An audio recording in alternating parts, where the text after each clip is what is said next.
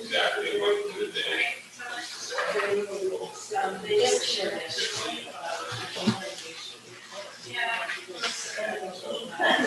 So the spring was not ready. Yeah,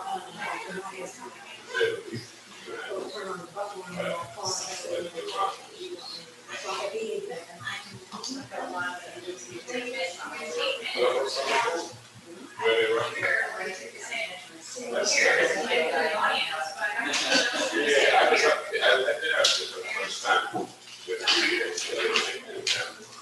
Maybe I saw it.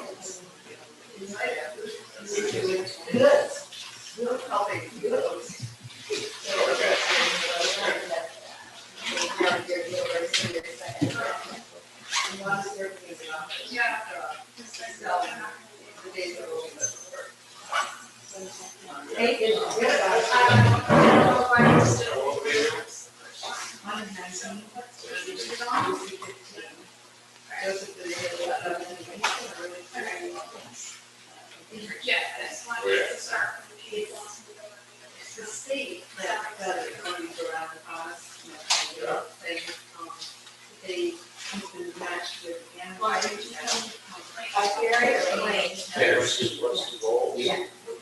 I'm trying to get out of here on the second. Okay. The beginning, yeah. What happens is I have a devil in the morning.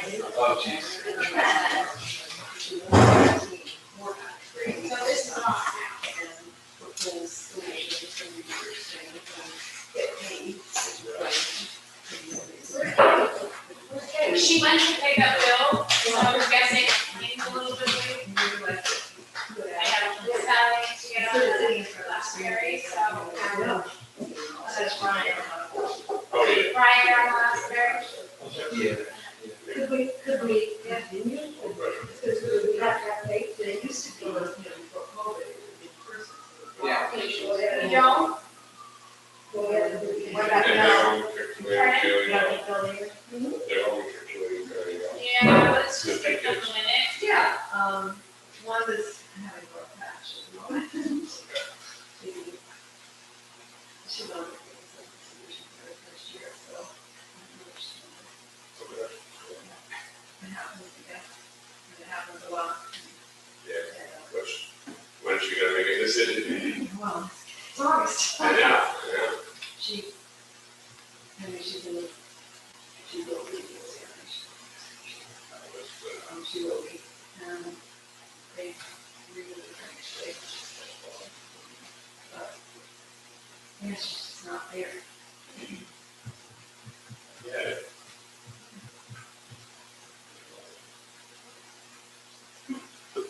Here we are. We just filled up. Yeah, no, it's not, so, yeah, so I won't count it, but she's getting very tired. Maybe it's been off for a while. I am, Yeah. that's what we're back up. Yeah.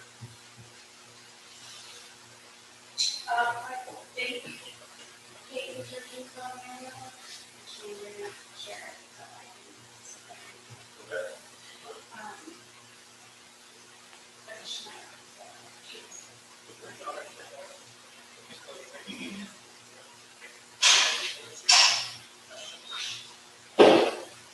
Hi. Hi. Hi, everybody. Hey, Val.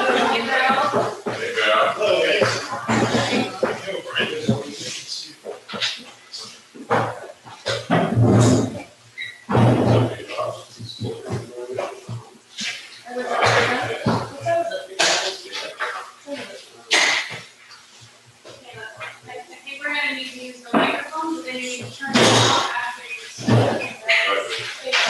Where's the, It's on YouTube. oh, okay, okay.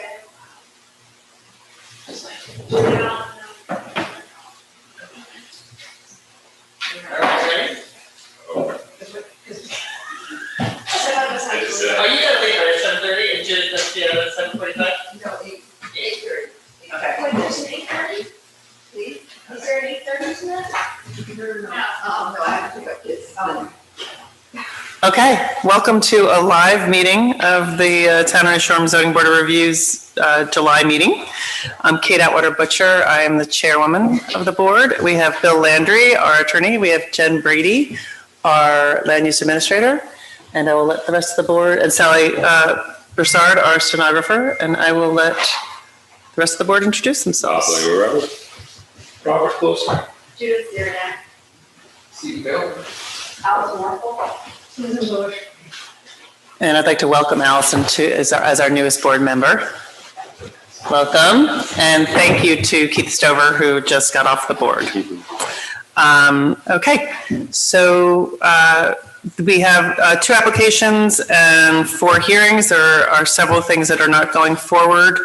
The application for Richard and Joyce Eld, trustees of Plat 14, Lot 34, fire number 925. I'm actually recused on this when it does go forward, but I can continue it, correct? You don't need to do anything.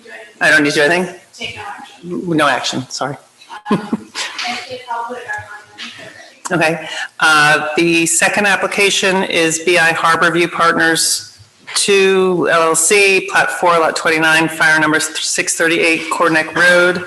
It's an application for a variance from sections 113C and 306C to demolish existing kitchen and construct a 28 by 40 addition to the single-family dwelling. You're here for them? Okay. Did everybody look through that application? It's kind of shocking to see it come back to us, right? So the reason they're back, they haven't recorded the subdivision yet, but they went to the planning board and looked at the lot line. They have to record the subdivision with the hearing. So, the lot line is different from the first. Right. Right, it's further, Away from the structure. yeah, so there's more, okay. And there's only, the setback is the same relief that they were seeking on the first application, right? Right. It's, nothing's changed, right? Well, yeah. That's a little confusing, because they're looking for 21 feet of relief. It might be. It's the same issue that they had last time, Falling Yeah. side. yeah. Right. As I looked at it. An extension of non-conforming building. Right. The envelope for you to consider was that hashed area. Right, so that's gonna be recorded before the hearing. Right, I'm just here on Rich Hayes' behalf to ensure it gets scheduled for a hearing, public hearing on the 28th of August. And Rich could be here tonight. Okay. So that's, we just kind of see if we can get that beforehand, I'll just make it clear versus us having to write a decision saying stipulation that the lot size be as represented with the additional land. Yeah, he has Okay. to. The other thing that, I think it's changed slightly, but I'm not sure, I spent an hour with calculator this afternoon before I realized that it had been changed. Yeah. This doesn't even add up, but, I would love if possible to see the dimensions of, the house itself, and then maybe of this is the first time we've seen porches, stoops, decks, things of that nature, and I didn't find it very easy to find dimensions for all those. So we could have on the plans, dimensions on the plans that show the size of the porches, just more detail. Okay. Yeah, more detail on this, I guess, the site plan. With the elevation being photographic and everything, Yeah, I did take a drive back the other day, because I just couldn't wrap my head around what was, Yeah. when I get back there and I get so confused about what is happening.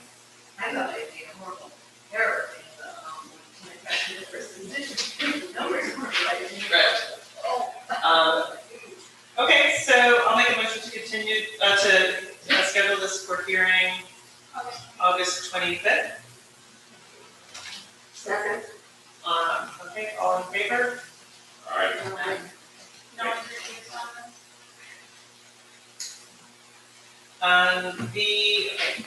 Can they hear me if I don't use the speaker? Because can everybody hear me if I don't use the speaker? Yeah, I've never been told that people can't hear me. Can you hear me? Okay. The first hearing is for Philip and Jennifer Trahanas, trustees of Jennifer Trahanas Revocable Trust Fund 14-31. This is an appeal by Bluffhead LLC. They are requesting a continuance until the October meeting, which is October 20. 27. And so I will make a motion to continue this to the October 27th meeting. Second. I have a question. I have, You have a question? I just, Judith, didn't you ask why when you did it seem to be a civil? So I would like to hear more about this. Why under? What narrow issues are we able to, hear that would help if we could just focus on? Is this a zoning issue? I'm recused. Oh, I got a member of my firm that's involved in this application, but I think you'll be very happy that this isn't for other people, is what I can say. There's litigation that's involved that may resolve some issues. That's a healthy thing, because this could be very complicated if you got to it too early, and you may not have to get to it at all. That's what I'm hoping, so that's why I'm in favor of it. And both parties agreed to the continuance, so. second. Thank you. All in favor? All right. Does anyone refuse on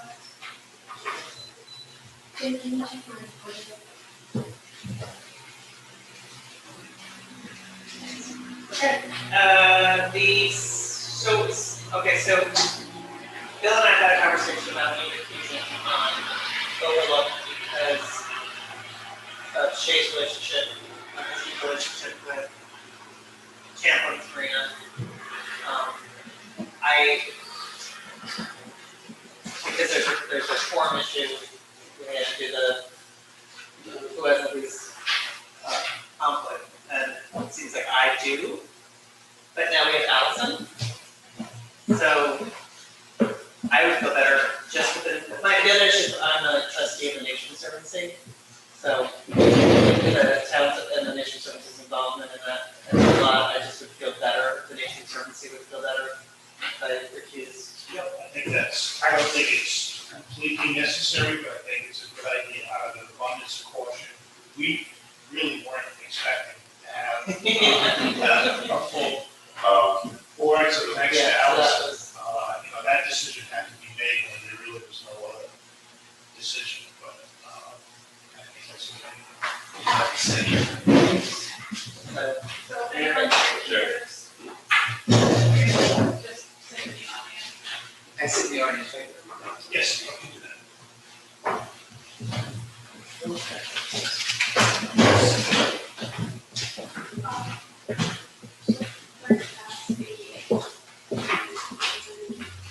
Oh, That's fine. yes.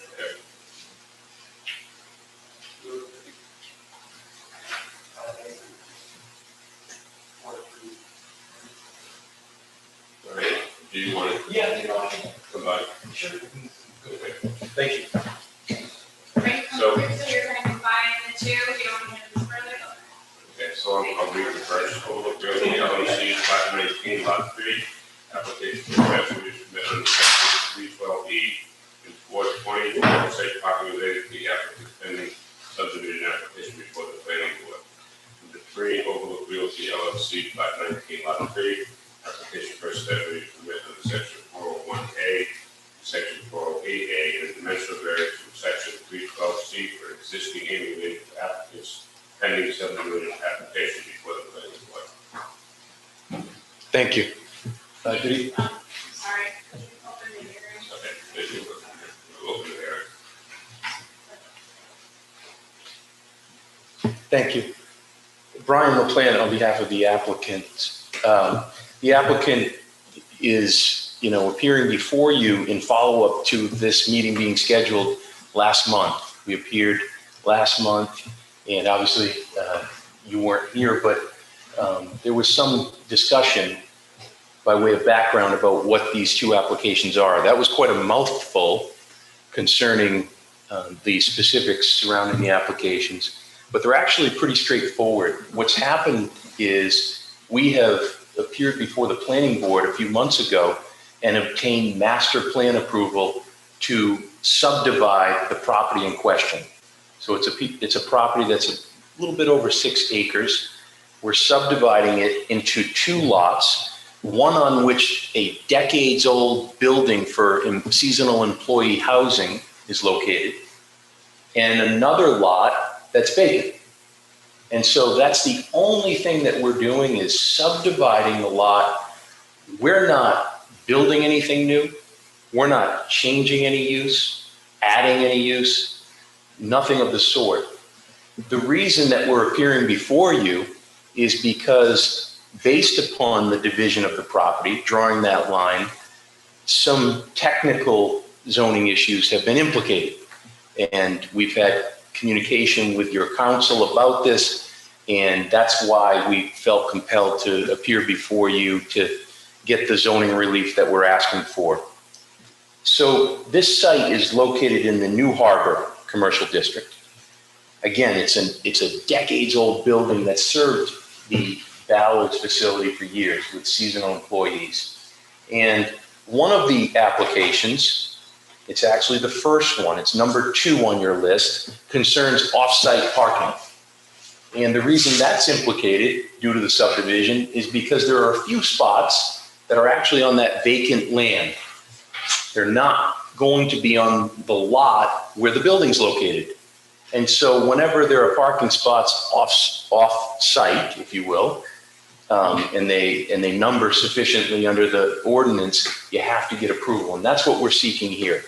Again, I want to be very clear. There is no change in the parking layout. These parking spots are gravel parking spots. I believe there are 4 or 5 of them, very few, 5. And there's no application before you to enlarge that in any way. It's simply to continue to have the availability of parking serving the seasonal employee building. And so that's what that special use permit request is on number 2 on your agenda. Number 3 on the agenda is, there are actually 2 components to that. One is something you've actually already approved. It's a special use permit that we had filed back in 2020 that you approved to basically expand the availability of seasonal employee rooms within the building. Again, there was no expansion of the building. It's the same footprint, same structure that's always existed. You approved that under your ordinance back in 2020. It's been used as that during the season ever since. But because the lot on which the building sits and on which this inn is located is now being reduced in size, Attorney Landry and I talked about that, and we felt it to be appropriate to appear before you for confirmation that the applicant can continue to use it for that purpose. When that happens, it necessarily implicates a dimensional variance. On the dimensional variance, this is, again, a building that's been there, I think for over 30 years, certainly. And it essentially concerns a rear and sideline that are deficient just a few feet. On one side, on the front, actually where the private road flows to the property, it's 4.6 feet short of the requirement. And on the sideline where the Champlin's facility is 2.2 feet deficient. There is nothing that's being done in this case to expand the building, to make that non-conformance, to exacerbate it in any way. And as a result, we're asking for approval of that dimensional variance simply to approve the existing condition. And so I'm happy to answer any questions you have Mr. Filippi's happy to answer any questions you have, but that in a nutshell is why we're before you, and we would appreciate your support. I want to note that after the scheduling of this hearing, we appeared before the Conservation Commission and the Planning Board, and they vetted the requests that we're making of you, and both groups offered recommendations in favor of your approval. Are there any questions from the board? Judith? Simple question, is there some reason why the lot cannot be subdivided such that all the parking remains within the lot?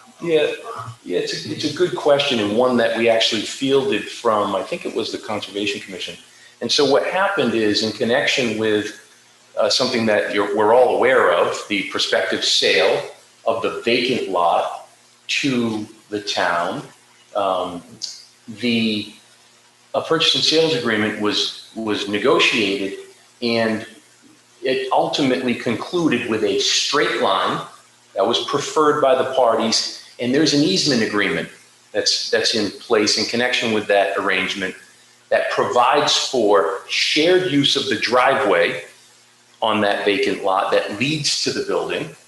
And there are a few parking spots next to that driveway leading into the building that the town said, we're just going to leave that alone and allow you to continue to use them.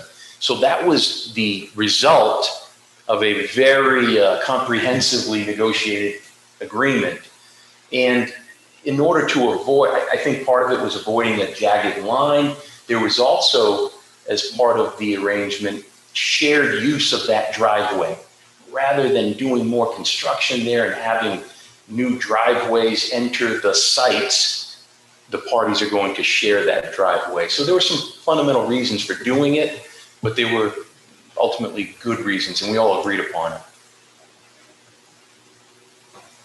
The other thing that's important to note is that, and this is critical, is that Mr. Filippi encourages his employees to cycle, to walk, and to carpool. And that's borne out when you go out there. That parking lot is by no means full. But these spots in question are used from time to time because of their proximity to the roadway and to some of the rooms. And so that's another reason for retaining them. And so that's It's also important to retain the parking spots to meet the required parking spots. precisely. I mean, I'm not suggesting that parking spots should be eliminated. Yeah. It just seems like it's not, it's not a lot that has a natural way of subdividing it. You don't wind up with equal size pieces or, anything that just says, well, this is the right way to do it. So, there's many subdivisions, not a lot kind of that, little carve-outs that allow Yeah. this kind of use to continue. It's not a problem today, but it's messy. Yeah. It becomes kind of one of those things that gets lost in time as you go forward, and then somebody decides they want to have a fight about it, or. I'm not including myself, but there were some pretty sophisticated lawyers involved in that negotiation. And so one of the things that's flowing from that are recorded easements. So this isn't going to be something where the rights of the parties are in question. We already negotiated and finalized those easements. So those rights are crystal clear. They'll be in the land evidence records for everyone to know. So that, we thought that was very important so that there wasn't that ambiguity. So like Joanne said, they'll be on the master plan, they'll be on the subdivision. Fair point, too. By the planning board, so the plat will have the actual easement. It's a good point. The plat itself that's already been, the master plan that's been approved, the preliminary plan, because it's moving forward in the process, on that, ultimately on the final plan that's recorded, it will have a specific notation of this. And so that will be crystal clear for everyone involved. Is there any provision for the public to use those spots during the off-season when they're using, some other facility that's on the town's lot? Right. I think the town has its intentions on its own site. That wasn't part of the negotiation to have shared spots up there. Those are exclusively for the seasonal employees. I suspect that Mr. Filippi would accommodate the town. That's his, you know, his, It'll happen. it may happen. But one thing is clear, is the driveway leading in is shared. It's shared with the town, to the extent the town wants to use it. But that's how we arrived at that. And you know what? The master plan approval was scrutinized on this issue of the lot line before the planning board. They're very concerned about lot lines and the drawing of them. And, you know, I'd like to think that their approval speaks volumes, that they approved that straight line in the easement that I'm discussing. The need for the variance. Right, fair point. Okay. Thank you. I just wanted to let you know that we initially advertised this meeting on Zoom before the governor changed the open meetings in person. So if you have two people that are on this Zoom, I don't even know for sure if they can hear us or if we can hear them, but at least we give them the opportunity to speak. So try to allow them to speak if they would like to raise their hand. Star 9.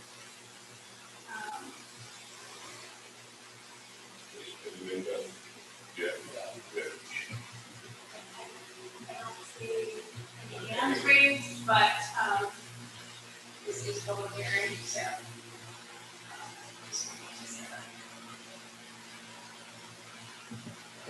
So, I don't see any hands. I just see people on there. So it's the parking area that the easement is for, it's a specific square footage and size. That's right on the plan. That, and it's a small area, but it's right on the plan. It's designated, identified.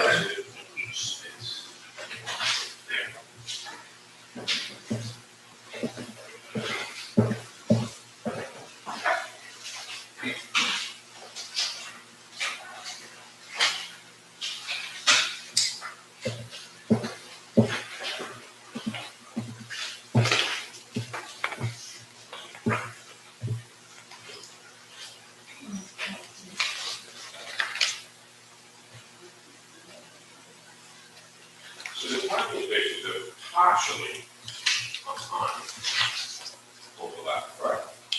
There are 5 that are on the vacant parcel, and there are, that's right, little slivers of spaces that are technically over that And line. it is, there's 12 of that are partially Correct. on. That's exactly right. And these do have five. Just surprising that they didn't bring that line over. Just a little teeny bit. Yeah, there's must be a reason for that, correct? Yeah, I think it was to meet a square footage intention. It was to draw a line in a way where the littoral rights in there were split in a way that was acceptable to both parties. So lots of things were driving that. Yeah. I mean, it's already used to the other 5, so got that on. Can you just turn your microphone on? I guess that someone cannot hear us. Hello? Yep, okay. Yeah. You got it on the computer? Okay. No. Do you want to mark anything for this? Yeah, I don't feel the need to. If my application's in, it has all the exhibits that I need. I just want to be sure, though, Jen, that the plan itself was made an exhibit. And so to the extent the plan that was approved by the planning board is not in evidence, Mr. Vice Chair, if we could make that part of the record, Okay, I'd appreciate that. this plan, Correct. okay. Read the title block. Master plan submittal, the overlook subdivision, existing conditions plan in the town of New Shore, Hammered Island, assessors plat 19, lot 3, 74 West Side Meadow, prepared for Overlook Realty LLC. revised April 27, 1921, sheet 1 of 2. So, South County Survey Company. So, Applicants exhibit one. both of them are, both pages 1 or 1 and 2? No, just one. Okay.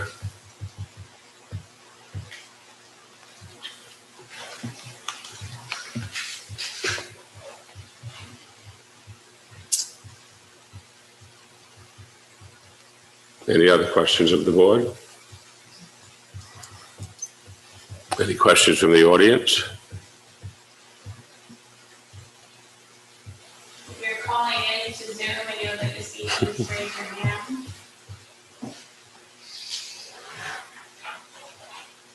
Can you say that into the microphone? If you're calling in to speak, please raise your hand.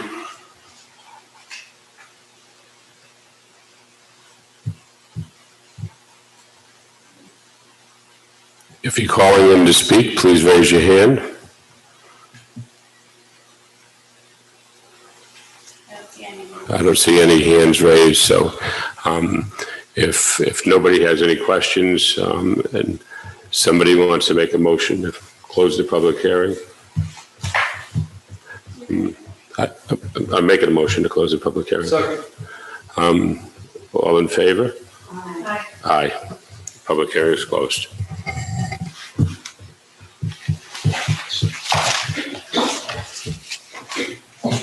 Thank you.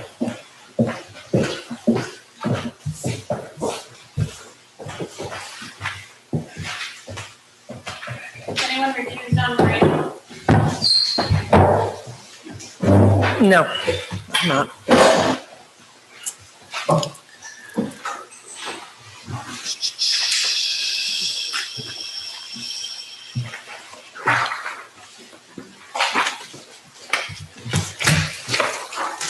It's an interesting one.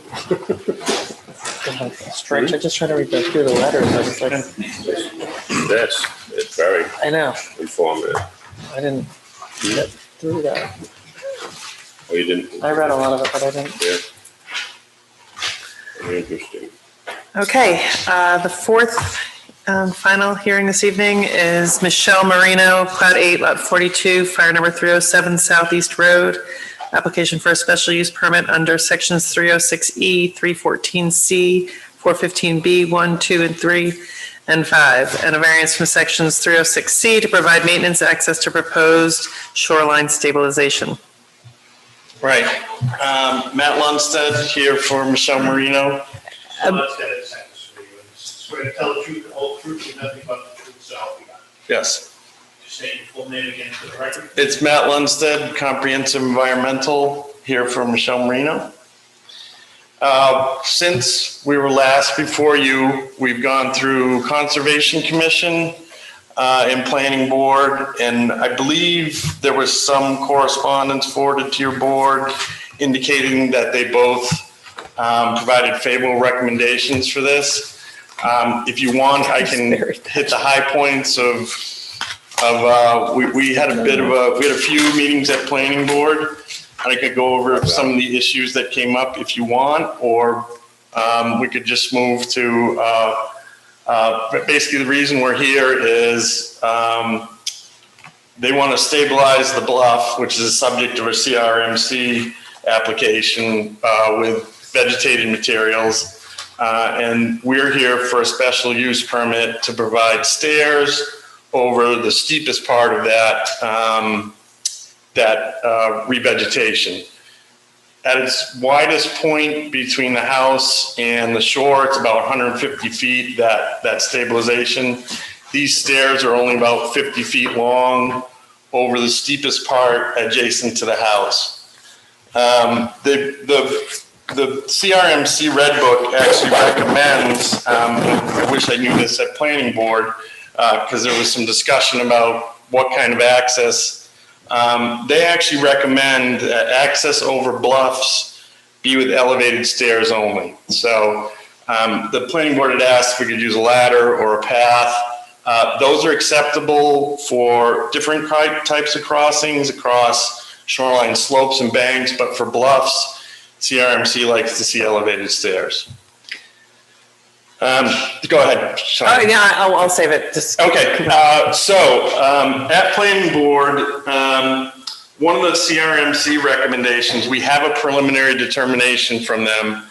And one of the things they asked us to change on the plans was the geologist thought in order to make this revegetation as light as possible to reduce any pressure on the bluff, as much pressure on the bluff as we can, they wanted, wherever we list a large native coastal shrub, they asked us to change those to medium coastal shrubs, which we're fine with. We have not done that on a plan yet because there's one more issue, which came out of planning board.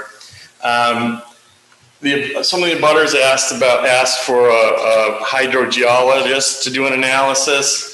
Knoll Environmental, who I actually am a sub to, and they are Michelle is their client.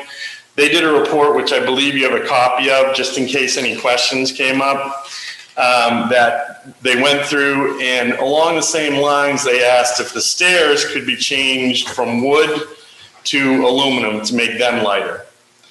And how we left it with their, I believe I don't know, I wouldn't say it's a condition of their approval. They said, if you can do the aluminum stairs, if CRMC will allow that, we'd like to see that. If CRMC will not allow that, then they're fine with the wood stairs.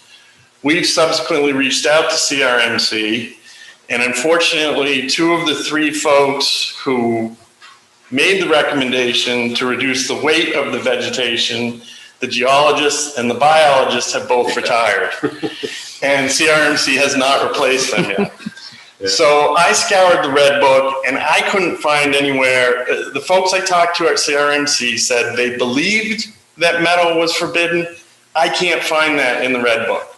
So I've talked to my client, and what we're willing to propose is 2 alternatives on the plan. To removable. One with wood, one with aluminum, and let CRMC tell us through their formal approval, we only have preliminary determination at this time, whether or not the aluminum is acceptable.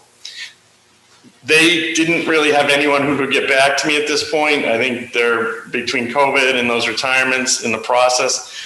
I scoured, I used every search word I could to find any reference to metal in the red book, and I don't see anything. So I've talked to one of my contractors who does a lot of this work, both in Mass and Rhode Island. He's never seen metal in Rhode Island, but he's seen it in Massachusetts.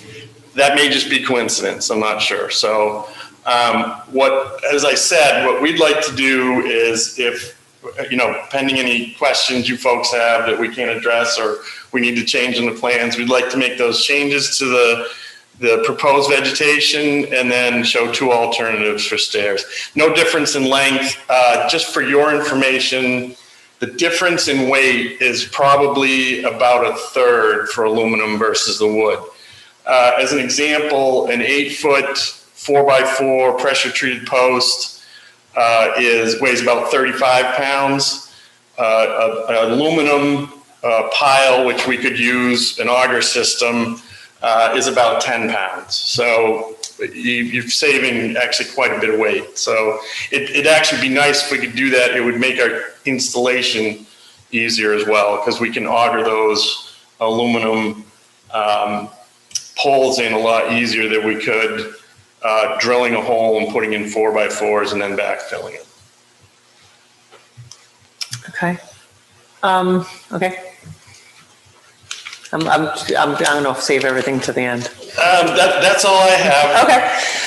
So, do you want to submit anything have they submitted, what do you call it?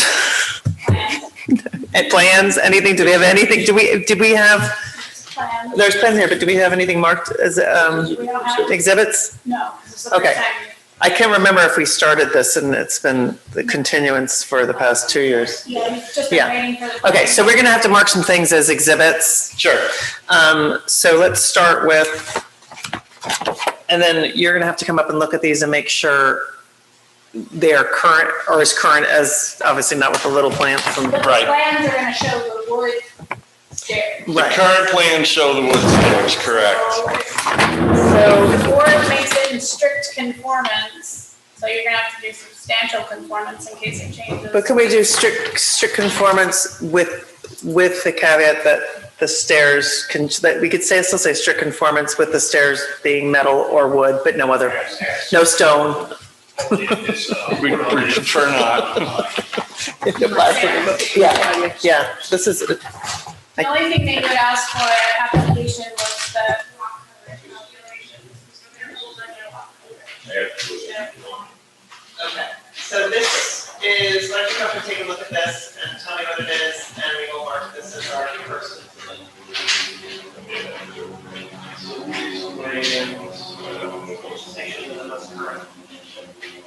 These are what we submitted with the OQ and to CRMC for their preliminary determination. Okay, and what, So, okay, so exhibit 1 is three sheets. 3 sheets of existing and proposed conditions plan dated August 7th, 2019. sorry, dated August 7th, 2019. Okay. That's 1. 2.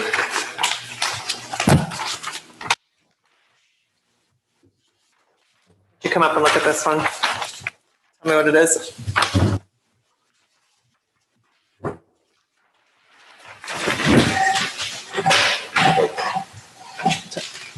Love the topography map. You do? You do? I do. It can be scary.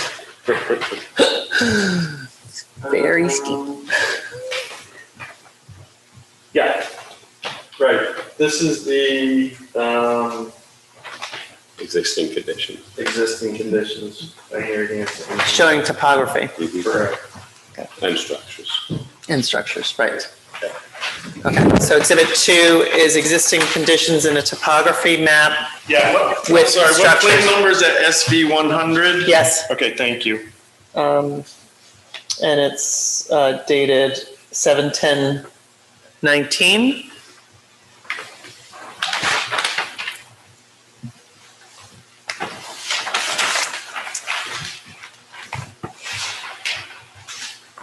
Do you want to submit the plat map? I don't, unless it's needed for reference in your decision, I don't believe the stairs, so the revegetation is going to occur on 2 properties, but the stairs which are before you are only on the Marino property for this, the special use permit. Yeah, this just shows us, this is just a plat.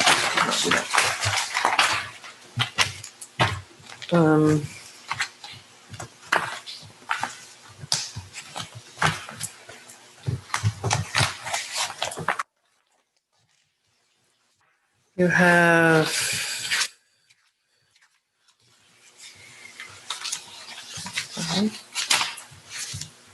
the, you want to see what this? That's up to you guys. If you, the planning board, abutters requested that in the planning board's process. I don't believe they based any of their recommendation on it. It answered a lot of questions. Okay, I think if you folks have questions on it, then I'm willing, we can submit it as an exhibit, just so it's on record. okay. But that's, I guess that's up to you guys. Well, it's not by you, so you can't Council. answer the questions about it. The- You can't really answer many questions about it because you didn't, Yeah. Right. you're not the person that, produced the study. Okay, so we do have advisory to the Zoning Board of Review from the Conservation Commission, which you'll probably want to submit. Yeah, that's fine. That mark. Yeah, do you want to just mark it? That's your favorable advisory. So exhibit 3 is a favorable advisory from the Conservation Commission. Did everybody get to see this? Okay.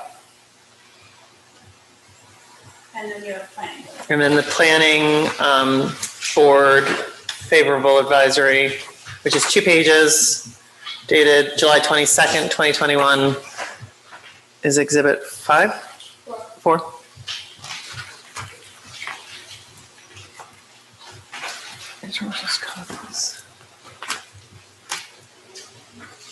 Is there anything else you?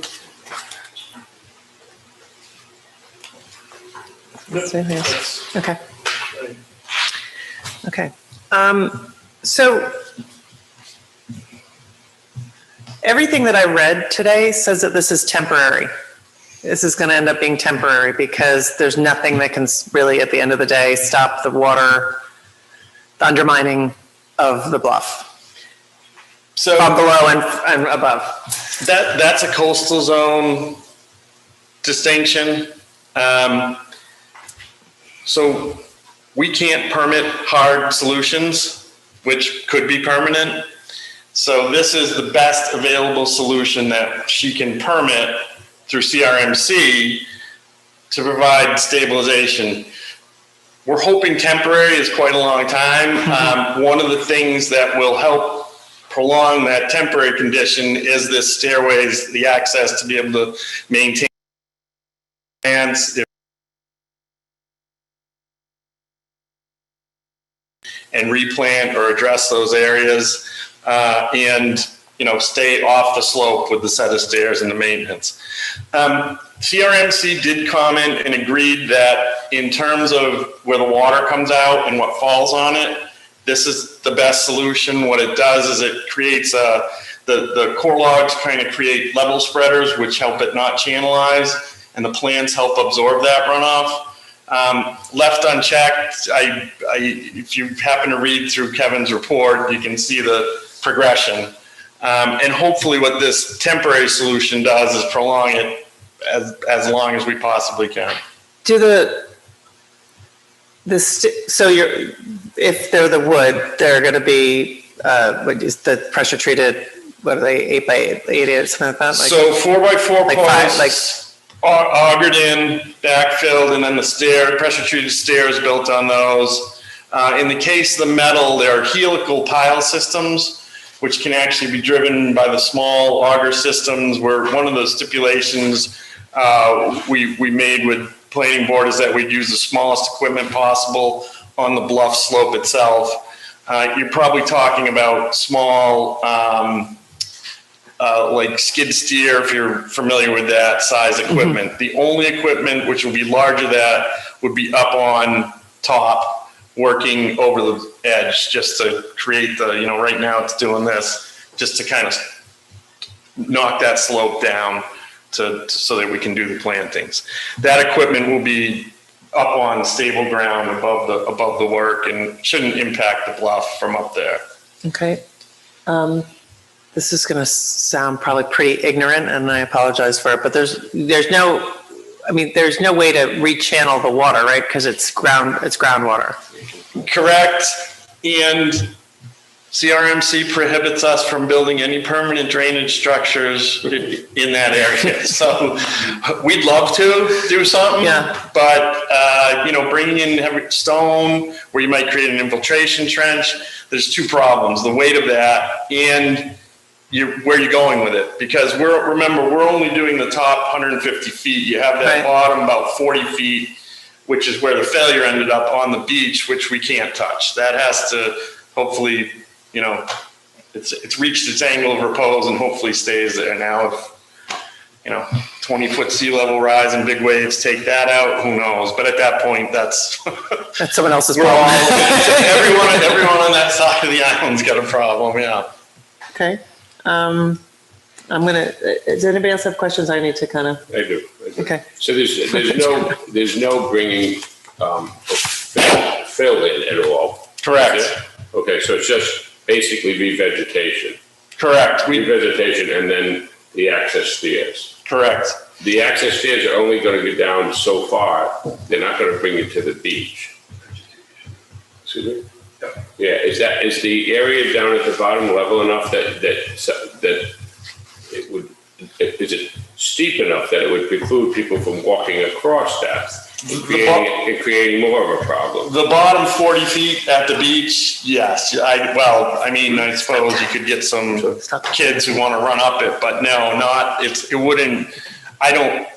wouldn't be able to climb it, put it that way. And that's not saying much, but. So basically it's a stairway to nowhere other than to be able to maintain the vegetation, correct. Okay. And to put the core logs in place and everything, or also with the Bobcat or by hand? Unfortunately for the contractor, most of this is handwork. The pins we use for the core logs, so they'll dig a little half trench. Once they get it rough graded, they'll dig a half trench. They might be able to use the machine for that. That's what the core logs sit in. And then these anchors are placed by hand over them. They're U-shaped rebar, which hold the core logs. And then at the difference between the base of the vegetated area and that steeper lower bluff, we're pinning in a 4x4 kind of anchor system just to hold the bottom of the toe. The rest of those core logs will be pinned by hand with these, they're about this tall and they look like a big U anchors. Just out of curiosity, is there any risk that while they're doing that of further sloughing while they're doing it? So we're hiring contractors experienced in this kind of work. Yeah. This contractor just did some work back around the corner towards town. A little different. It wasn't top of slope, Sure. but still a slope they had to maintain as they worked on it. And they're pretty experienced in that. And then using the small machinery, they'll be very ginger because they don't want to end up at the bottom, right? Can I ask you what the approximate cost is to develop? Oh boy, that's an excellent question. It's not, I can't remember if we got I may have gotten a price estimate, a budget estimate. For the revegetation, you're probably talking about $50,000 to $100,000 project. The stairs, pre-COVID, I would have said the wood was cheap to do, but now pressure treated is probably comparable to aluminum. Those are probably in the $20,000 to $30,000 range. So all in. Core logs and all that, is that part of the vegetation? Yeah. Okay. Is there potential impact on neighboring properties, both positive and negative, if disruption take place during the construction, that kind of thing? I don't believe so. The way the bottom has failed, the way the lower slope has formed, it's only in front of the Marino property, and we won't be in an area where we knock down something that's beyond that, because that part of the bluff is held up. That question came up at planning board, whether any of our work would channel water away from the work and on the abutting properties. That's not the case. There's nothing that'll cause that water to flow anywhere else. Besides hopefully into the plant uptake and kind of on the surface of those core logs as a level spreader, and infiltrate rather than daylight is what I call it. And the danger is actually the opposite. If we don't do anything, as the front keeps failing, then the sides start to go out. So that's why we'd like to catch it now, and it kind of protects everyone. So that vegetation will be on the entire face, where, once you get around to these corners, that's where your neighboring abutters may be impacted if it keeps extending parallel to the coastline.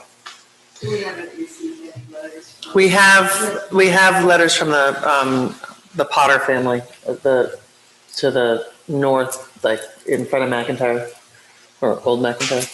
You have the letters went to the planning board, but I included them. Yeah, they're so that you could see what. speaking to, the water, how this will affect them. There's two letters, one that's dated from March, and then a follow-up one for July 14th. With concerns, asking for the hydrologic, I can't say that, hydrogeologic study which we have. Pot is actually quite a ways from it, Yeah, it's, the Potters are, quite a ways from there. but they are in a, Yeah. are they in a butter?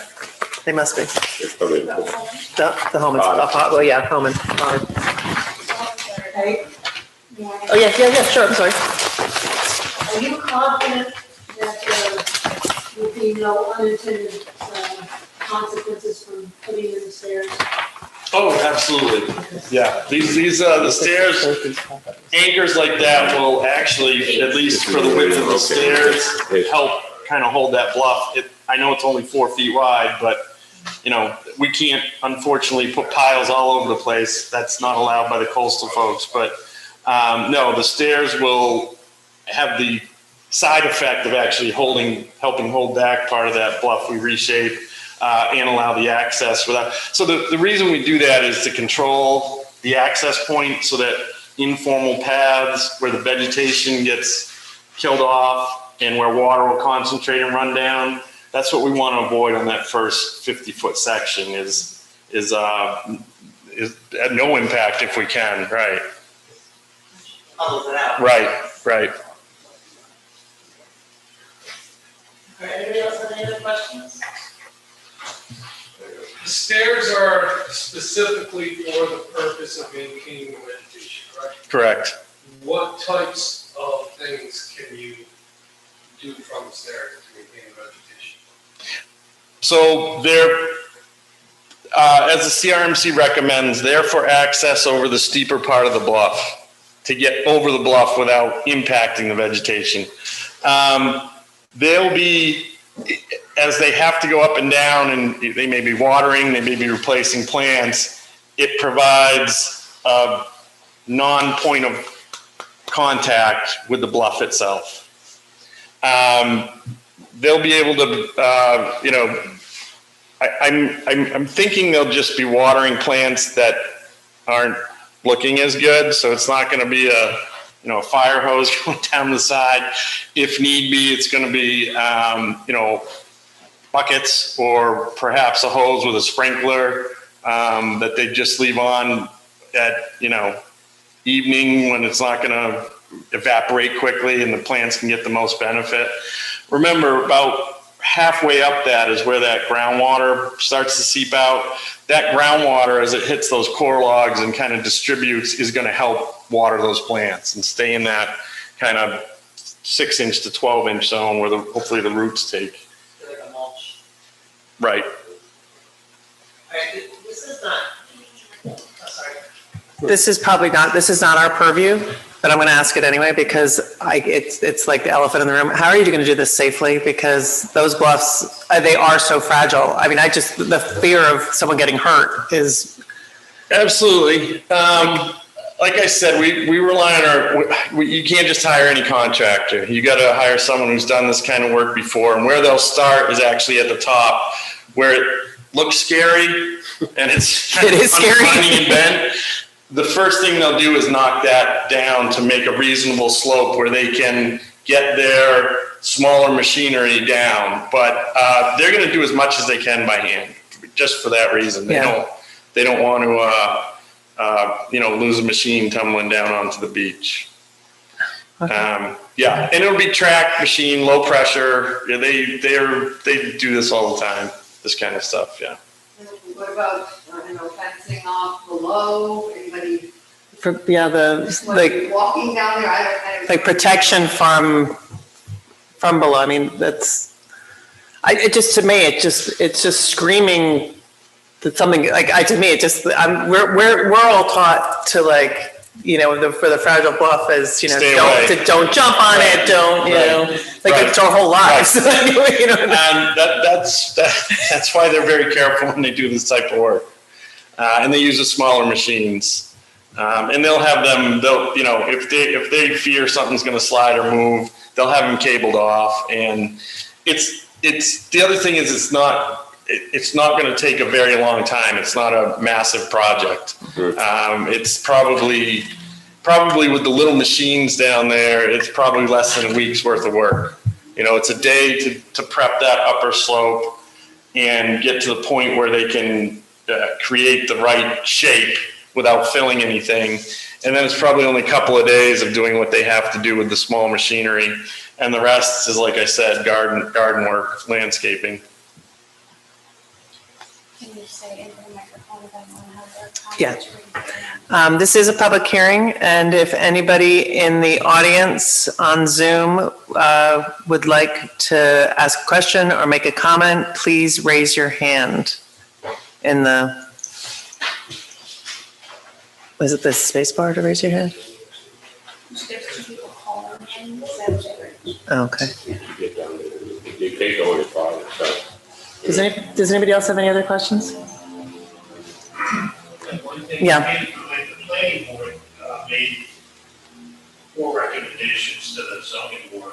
We talked about one of them, aluminum versus Small plants. if that's possible. And then there was one to incorporate additional plantings on the level portion of the property above the bluff. It was the planning board's understanding that large vegetation did exist in that area and was removed by the applicant to improve the ocean view. And then they recommended that the plantings be native and salt tolerant. And lastly, that the project be implemented using the least amount of heavy equipment as possible. That last one doesn't sound like a problem. Yeah. Regarding the other. No, and I'm not aware, I was not aware of what the upper vegetation, but we did offer, if they want, we could replant some, obviously we'd use the medium-sized plantings up there. The concern was that that'd be adding more weight up on top of the top of the bluff. But they're not adverse to doing that if that's needed. And the salt tolerant natives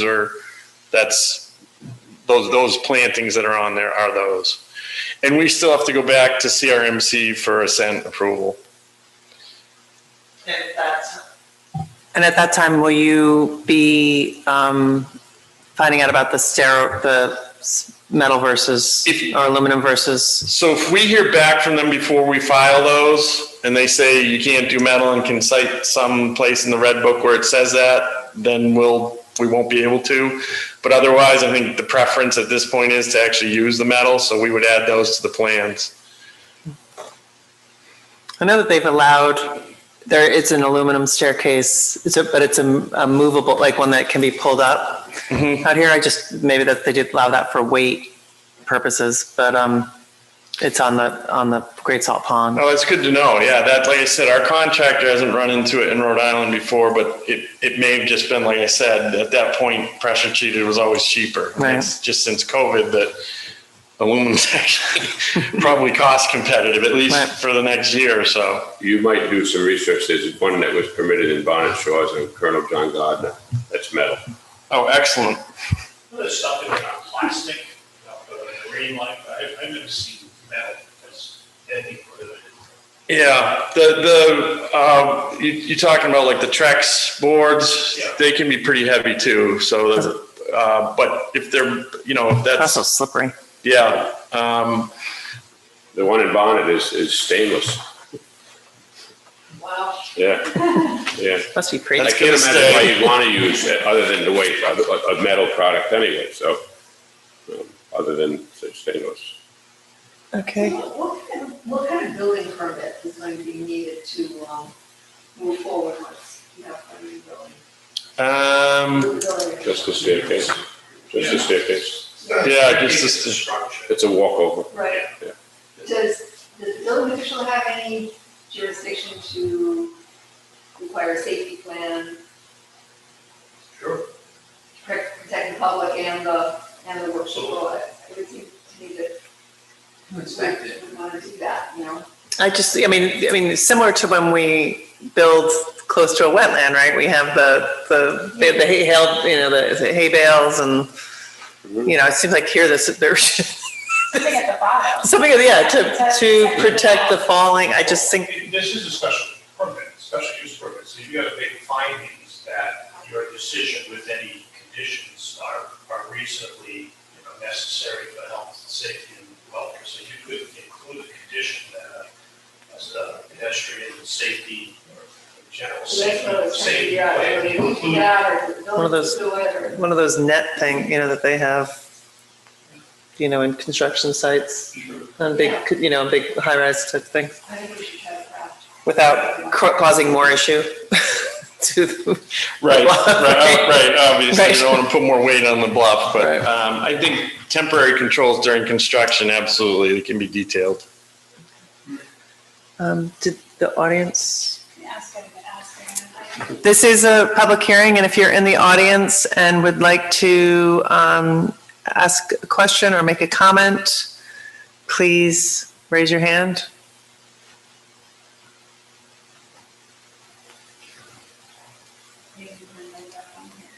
Yeah, I see that. Just for the record, we are still being heard through Zoom.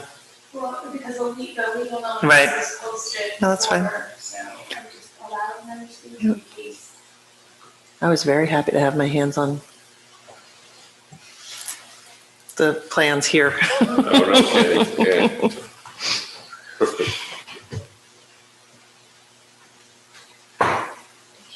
They can speak if they want, so. Okay, so they're not. They don't.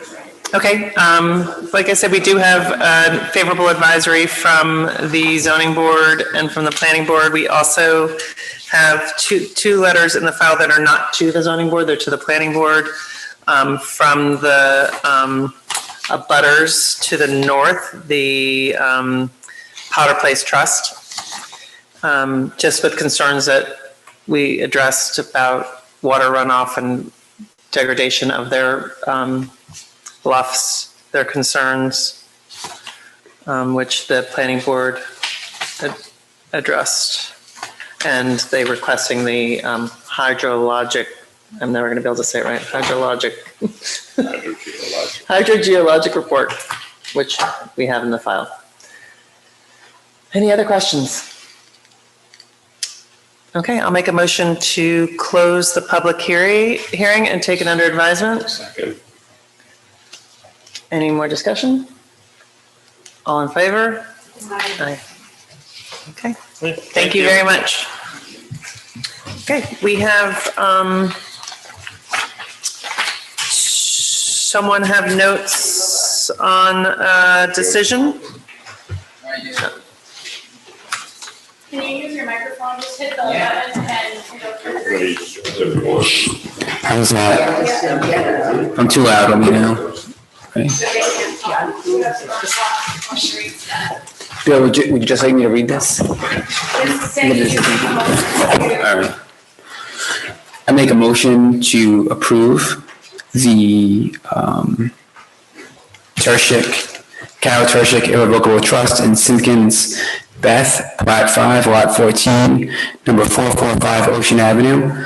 Application for a variance from sections 113B1, 113C1, and 313C for construction of an addition and front porch to a multifamily dwelling. So just read the decision into the record. At their meeting on June 23rd, 2021, the Zoning Board of Review voted 5-0 to approve the application by Carol Turshik and Beth Simpkins, Plot 5, Lot 14, number 445 Ocean Avenue for a special use permit, sections 313 and 404, as well as a variance under sections 113B1 and 113C1 and 313C for construction of an additional front porch to a multifamily dwelling. The decision is based on the following findings of fact. The subject lot is located in the service commercial zone and consists of 64,876.2 square feet. 20,000 square feet is required in the service commercial zone. The existing dwelling and proposed addition will result in a building footprint coverage of 5.27%. 25% building footprint is permitted in the SC zone for multifamily dwellings. The applicant testified the proposed addition will greatly improve the appearance and functionality of the street facade. It will be more stylistically compatible with neighboring houses while providing a modest covered entry porch at the primary entry. But for the requirement of a special use permit, the front setback relief sought is sufficiently benign that it may have been capable of being granted by way of a modification, as it involves relief of only 6.2 feet of relief, where the requirement is 25 feet. In the least relief necessary to step in and out of the new front door, the new addition is in keeping with the comprehensive plan. Number 4, the proposed addition was approved by the HDC. Number 5, the proposed special use permit was given a favorable recommendation by the New Shoreham Planning Board and New Shoreham Conservation Commission. Number 6, the relief requested involves more than a mere inconvenience and is due to the unique and historic characteristics of the subject land or structure, not to the general characteristics of the surrounding area.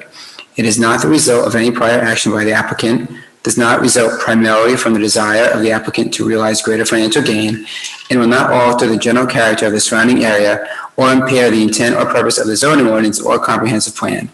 Subject to the conditions set forth below, the variance granted will be the least relief necessary to remove the hardship to the applicant, as it is the least relief necessary to step in and out of the new front door. The proposed use or structure is appropriate for the specific site and is compatible with number 7, the proposed use or structure is appropriate for the specific site and is compatible with adjacent buildings in form, placement, and design. The design and layout of buildings and other proposed structures shall be related harmoniously in the terrain and to the existing buildings in the vicinity. The scale, height, bulk, and proportions of the proposed buildings, their design, including roof style, facade openings, architectural style, and detailing, and building materials, are visually and dimensionally compatible with the surrounding area. Number 8, the proposed use as developed will not adversely affect the established physical and visual pattern of land use and will not have negative effects on island and neighborhood character. The proposed modified structure will not cause a nuisance or a serious hazard to pedestrians or landward or seaward vehicles and their uses. 10, adequate and appropriate infrastructure facilities, including, but not limited to, sewage disposal and drainage, are provided to assure the proper operation of the proposed use or structure. 11, there will not be significant negative impact on important natural resources, including but not limited to habitats or species listed as endangered, threatened, or of special concern to the Rhode Island Natural Heritage Program, or on historic or archaeological resources identified in the comprehensive plan, as amended or a document referenced therein. 12, the use is consistent with the purpose of the zoning ordinance, the purpose of the zoning district in which the use is proposed, and the goals of the objectives of New Shoreham's comprehensive plan is amended. Number 13, the proposed modified structure will not cause a degradation of the quality of surface or groundwater. This decision is subject to the following stipulations. The proposed addition will be located in strict conformance with the site plan submitted. 2, a building permit must be obtained before the start of construction. That's it. Second. Any discussion, any change? I second it. He's recused. Any discussion? Any? No? Okay. All in favor? Aye. Okay, thank you. How do we feel about Marine? I'll let you guys discuss over like while I'm sitting here. How do you feel about Marino? The Bluffs? I think that, obviously that their intention is good. Their intention is to try to save their property. And as far as any concern for neighbors, I would think that them doing this helps the neighbors. Yeah, I would think that from reading it should help. I mean, the pictures. it's what they're facing over there is crazy. Yeah. It's crazy erosion. That corner is. Yeah. I mean, this is the second or third property just on that corner that we've dealt with when we had Cushman and the little house. Mm-hmm. Remember that?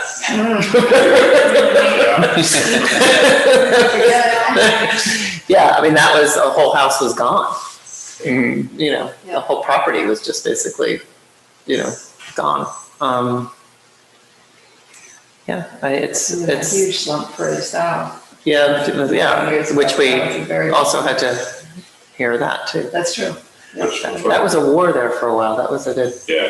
That was that was a big battle. So I mean, These people, no, it's awful. I don't have an issue with it. I do not have time to write a decision right now. I can write it in September, but not in August. So if anybody would like I to, think this one has Bob's name all over it. I don't, no, I don't. I Can't do it, have no so. expertise. I'm like mystified by all You of it. usually seem to find it though.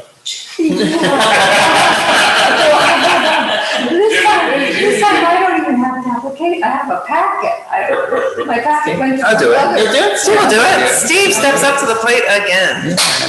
Hey, thank you. Allison, we're not gonna make you do that now.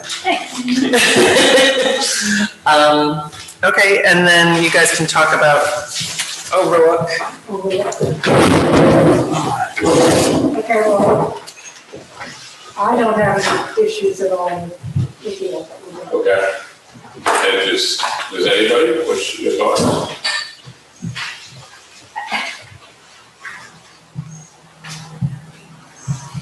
I do real estate negotiation for a living.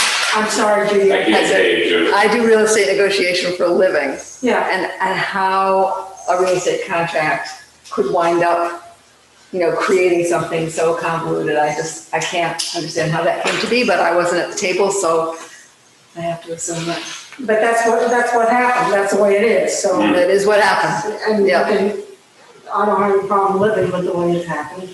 If it's, If the town were not a party to it, how do you think, how do you think we'd be looking at this? I think the only thing that kind of puzzled me was the fact that row of parking, not the one Yeah, I know. that's on the property, okay, because that's clear why that's there. But the row of parking, why that, it looks like it's about 5 feet of the back of the parking. Why that couldn't have been moved, I don't know, but somebody knows. It probably is an engineering thing. Or it has to do with somebody had some idea of a certain amount of the waterfront needed to stay with one property versus the other. I don't know because. I got all fixed. I don't know because you still have those parking spaces encroaching on that property, so it can't be used for other purposes. I think the parking, it sounds like is, well, I don't think we heard that, whether it's exclusive, whether that easement's exclusive. Did you, Bill, hear that? That the access. The access is not. Parking spots are exclusive? Okay, so then, that was the only point, is that little 4 foot. Does it matter to us? I don't think I so. don't think that really, Yeah, I don't think it does. I don't think we can backseat drive on what happened, and, we weren't privy to all of it, and what's before us. Mhm. And you've got two parties who were acting in their own interests, and if they thought that was in their interest, I guess that's the way it is. It might have been something that was found out after they did the lines and I think so. then located stuff in the field. That's how it might have happened, but I don't think it's important. I don't even, Okay, it's nuts. so, does somebody want to write it?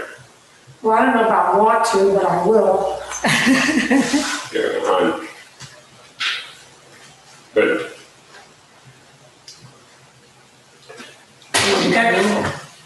Good. So how many minutes? So I'm gonna make a motion to adjourn. Send approval of minutes. We got So, and I Just 2 minutes early. You're good. Okay. Wow. The town wanted more water rights, so that's why they wanted to do that. If you look at the easement, they got more riparian rights, so that's why.